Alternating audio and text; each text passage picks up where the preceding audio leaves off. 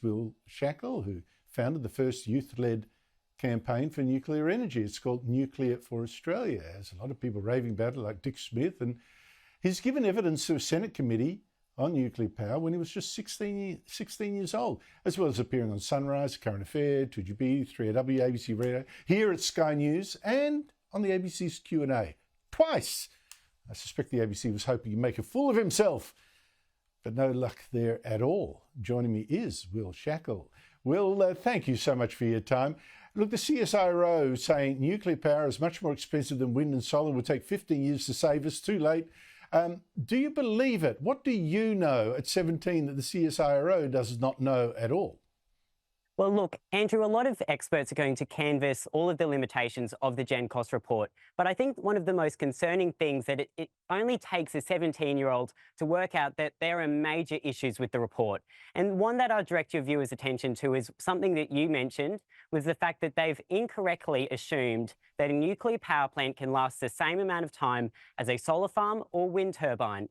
That is just simply not true. A nuclear power plants are known to last from 60 to 80 years, and with refurbishments can last for over a century. And why that's really important to the economics of nuclear is whilst you've got a nuclear power plant running, you might have to be replacing the same solar turbines, the solar panels, and the wind turbines multiple times. And not only is there a cost related to actually producing those solar panels and those wind turbines, but in addition, there's often an undocumented cost associated with the disposal of those solar panels and wind turbines. Now, I think the bottom line here is this. A computer model drawn up by the CSIRO does not know more than 50 countries around the world which are going to pursue nuclear for the first time and are seriously looking into it, or the 32 countries around the world which already have nuclear power.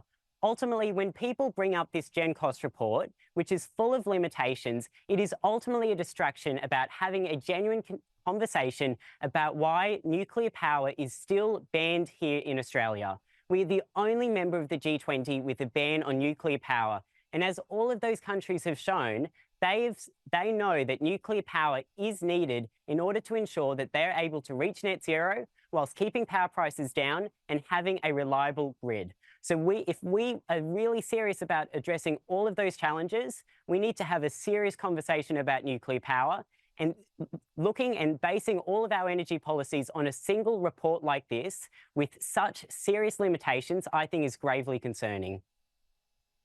Look, I think you put your finger on an absolute howler in that report. You could have also added, by the way, that the Netherlands, the new government there, has just said we're turning back from these manic global warming policies, renewables. We are going to go for nuclear power as well. Now, Will, it's interesting, you know, like for decades I've been reporting on the the anti-nuclear hysteria in this country that I think has marinated the Prime Minister and much of the Labor Party. There seems to be a shift now in attitudes to nuclear power. I find it fascinating that someone of your age now is daring to say what people twice your age or three times your age do not yet dare say about nuclear power, that it can work and would be a good idea, and why don't we try it? Have you noticed any change in attitude yourself to nuclear power in this country? I think there has been a really major change in attitude, and it's because so many people in Australia are concerned about climate change. And if you're concerned about climate change, well, why wouldn't you have nuclear power on the table? It's a zero emissions technology, and it's the only guaranteed path to be able to get us to net zero in Australia. You look at France at the moment, they'd be generating about 100% of their power from low emission sources. They've already done this energy transition. And not only do they have some of the lowest power bills in the world, but they've also got extremely reliable electricity. Now, how have they done that? They haven't done it with a risky 100% renewables only approach like our government is currently trying to invent. What they've done is they've used around 65% nuclear. They were able to deploy around 50 reactors within 15 years. And now they're seen around the world as one of the best countries when it comes to addressing climate change. So that's a big thing. But I think there's a severe disconnect with our politicians where they're still lingering on with this fear-mongering about nuclear power. You even have to look at the Labor Party today, and they're running ads where they've got nuclear big AI-generated images of nuclear reactors behind the Sydney Opera House with big mushroom clouds above Seriously. them. You can look it up on the internet.